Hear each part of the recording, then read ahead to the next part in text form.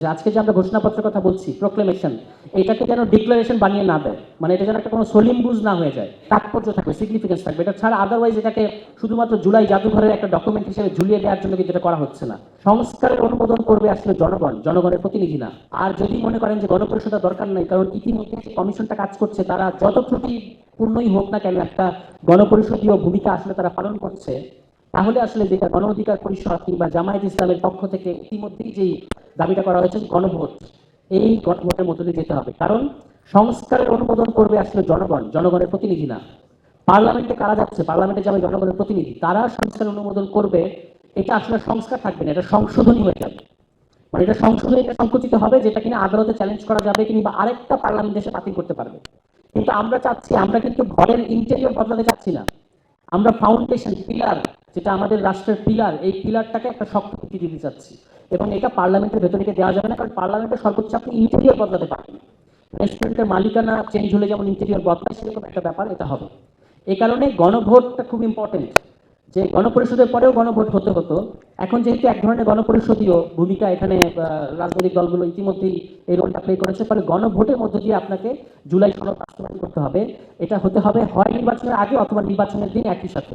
নির্বাচনের দিন একই সাথে কিরকম, আপনি দুটো ব্যালটে দুটো ভোট দেবেন, একটা সরকার বাছাইয়ের ভোট এবং আরেকটা হচ্ছে যে হ্যাঁ না ভোট দিয়ে আপনি সনদের পক্ষে অবস্থান নেবেন। ঠিক আছে, এই পদ্ধতি যদি আমরা একমত না হতে পারি এবং এই পদ্ধতি যদি আমরা অর্জন করতে না পারি, তাহলে কিন্তু আমাদের এই জুলাই সনদের যেগুলোর বিষয়ে আমরা ইতিমধ্যে একমত হয়েছি বা আমরা যেগুলো ভাবছি, যেগুলোর কথা মঞ্জু ভাই বললেন, যেমন 70 অনুচ্ছেদের কথা আমি বলি, এটা বলে আমি শেষ করবো। 70 অনুচ্ছেদের ব্যাপারে কিন্তু দুটো জিনিস এসছে, যে আস্থা ভোট এবং অর্থ বিল, এছাড়া আপনি সংসদ সদস্যরা স্বাধীনভাবে মত প্রকাশ করতে পারবে।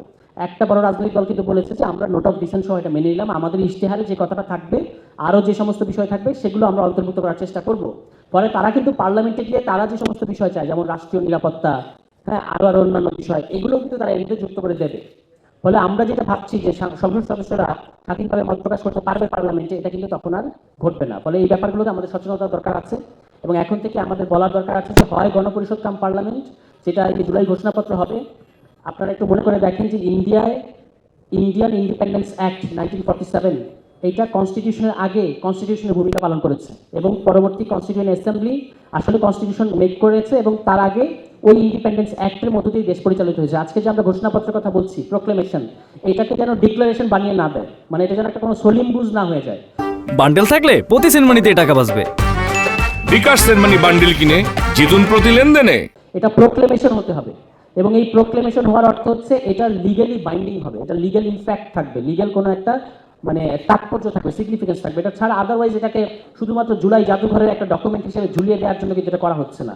ফলে এই জিনিসগুলোতে আমাদের শক্ত অবস্থান নেওয়ার ব্যাপার আছে। জুলাই প্রোক্লেমেশন এটাই হতে পারে ইন্টারিম কনস্টিটিউশন, যার ভিত্তিতে জুলাই সনদ এবং যার ভিত্তিতে আগামী নির্বাচন হবে এবং সেই নির্বাচনে যারা বিজয়ী হবে তারা আগে একটা কনস্টিটিউশন বানাবে, যদি তাদেরকে আমরা গণপরিষদের রোল দিই। আর যদি সেই প্রক্রিয়া রাজনৈতিক দলগুলো একমত না হয়, তাহলে আগে গণভোট করেন, গণভোটের মধ্য দিয়ে আমরা কনস্টিটিউশনে কী কী জিনিস চাই সেই জিনিসগুলো আমরা নিশ্চিত করব এবং তার ভিত্তিতে আসলে আগামী নির্বাচন অনুষ্ঠিত হবে।